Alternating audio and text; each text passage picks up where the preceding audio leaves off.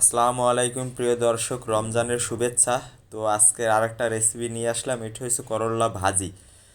তো আজকে করলা ভাজি করব। তো আমি যেভাবে করলা ভাজি করি, তো প্রথমে 4টা করলা নিলাম, এর মাঝখান থেকে কাইটা নিলাম। এরপর আবার কাটার পর এর এর ভিতরে যে শক্ত শক্ত যে বিচিগুলো থাকে, এই বিচিগুলো ফালাই দেবো। আর যদি নরম বিচি থাকে সেক্ষেত্রে ফালানোর কোনো প্রয়োজন নাই।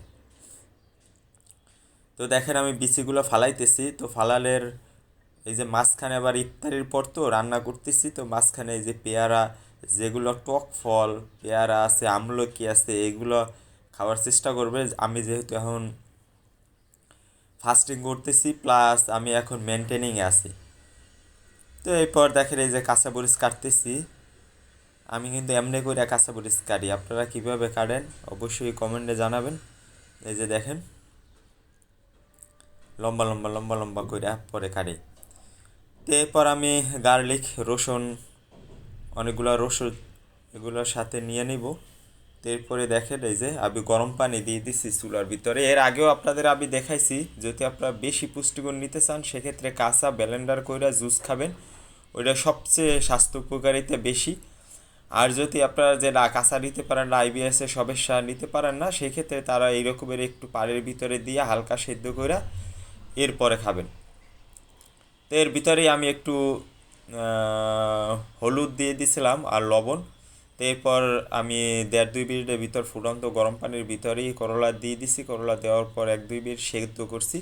সেদ্ধ করে হাত দিয়ে চাপ দিয়ে যখন দেখছি যা একটু নরম হয়েছে তখন নামাই দিছি।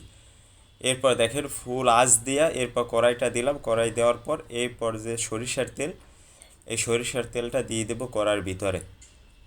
দেখেন আবার কড়াই কিন্তু একবার হাই হিট হয় না, অল্প আঁচ দিয়ে এর ভিতরে এই যে সরিষার তেল দিয়ে দিলাম। এর ভিতরে আমি বেশি করে গার্লিক নিয়েছি। গার্লিক আসলে শরীরের জন্য অনেক উপকার, গার্লিকগুলো আপনারা নেওয়ার চেষ্টা করবেন।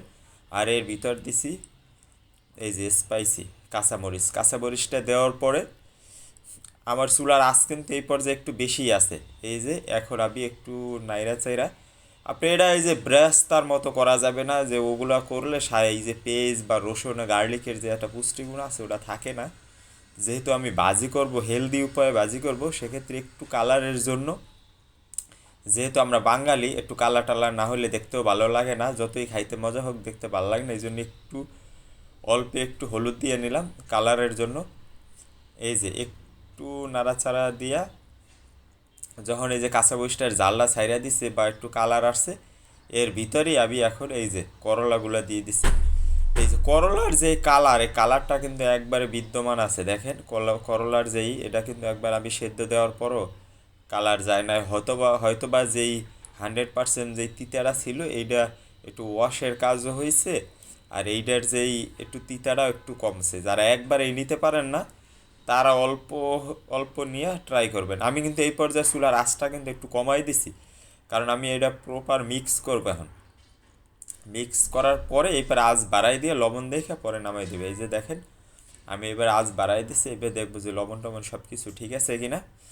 আসলে রান্না বিষয়টা আপনার মাথায় যে একটাই খেয়াল রাখতে হবে, যে যেই সবজিটাই আমি রান্না করবো ওই সবজিটার যেই যে ব্যক্তিগত যে কালার আছে, কালারগুলো যেন থাকে, এগুলো যেন কোনোভাবেই নষ্ট না হয়। যখন নষ্ট হয়ে যাবে ওইটা দেখবে যে ওইটার টেস্ট থাকলেও কিন্তু ওইটার পুষ্টিগুণটা থাকবে না। এর ভিতরে আমি এই যে পিঙ্ক সল্টটা দিয়ে দিলাম। তো এটার ভিতরে কি দিছি, গার্লিক দিছি, অনিয়ন দিছি। এই যে লাস্টে আমি এই যে পেঁপে দিয়ে গরুর মাংসটা রান্না করছি। আর এইটা আর এর ইফতারির পর থেকে ইফতারি করলাম ফল টল দিয়ে, আর মাঝখানে পেয়ারা খাইলাম আর পানি, শুধু ডিটক্স ওয়াটার চলতেছিল। এটা দিয়েই আমার আজকের ডিনার।